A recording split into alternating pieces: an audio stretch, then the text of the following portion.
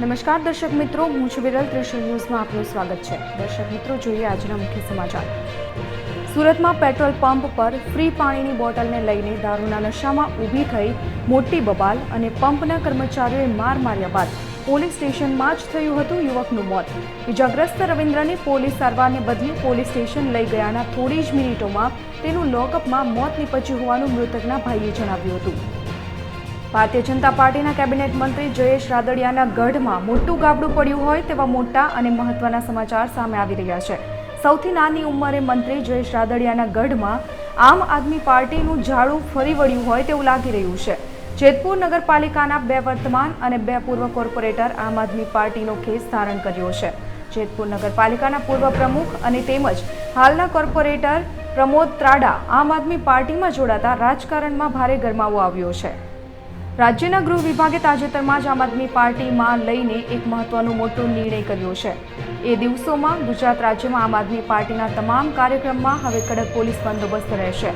અવારનવાર આમ આદમી પાર્ટીના કાર્યક્રમ દરમિયાન નેતાઓ ઉપર હુમલા થઈ રહ્યા છે, જેને ધ્યાનમાં લઈને આ મહત્વનો નિર્ણય ગૃહ વિભાગ દ્વારા લેવામાં આવ્યો છે. ગુજરાત હાઈકોર્ટે માસ્કના દંડ અંગે લીધો મહત્વનો નિર્ણય. માસ્ક ન પહેરવા પર 1000 રૂપિયાનો દંડ ઘટાડવા માટે એડવોકેટ જનરલ હાઈકોર્ટમાં રજૂઆત કરી હતી.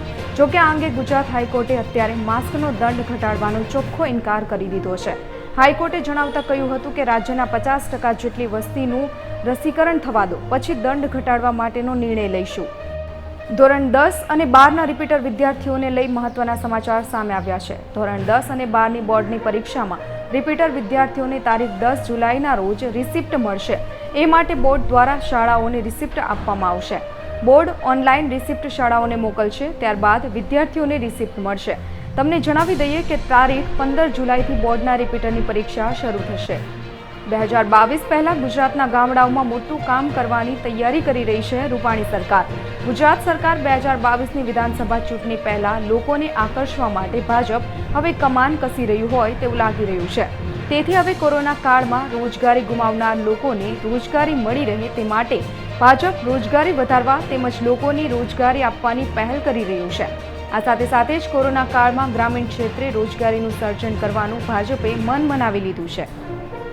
સામાન્ય જનતાને કાળા પાણીએ રડાવી દયાહીન કેન્દ્ર સરકાર પેટ્રોલના ભાવમાં તોતિંગ વધારો ઝીંકી રહી છે. અઢળક કમાણી સતત 2 દિવસ સ્થિર રહ્યા બાદ આજે પેટ્રોલની કિંમતમાં વધારો થયો છે.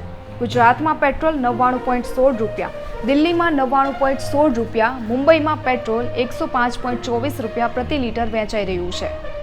ગૃહમંત્રી અમિત શાહ બાદ હવે વડાપ્રધાન નરેન્દ્ર મોદી એક દિવસ માટે આવશે ગુજરાતના પ્રવાસે.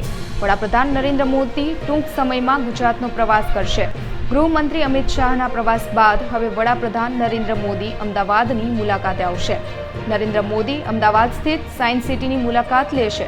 વડાપ્રધાન નરેન્દ્ર મોદી અમદાવાદમાં આવેલી સાયન્સ સિટી ખાતે તૈયાર કરવામાં આવેલ એક્વેરિયમનું ઉદ્ઘાટન કરશે. જો વિડીયો ગમ્યો હોય તો વિડીયો લાઇક કરવાનું ભૂલાય નહીં અને તમારા મિત્રોને પણ શેર કરજો. અને હા, તમારો અભિપ્રાય પણ અમને કોમેન્ટ બોક્સમાં જણાવજો કે અમારો પ્રયાસ તમને કેવો લાગ્યો.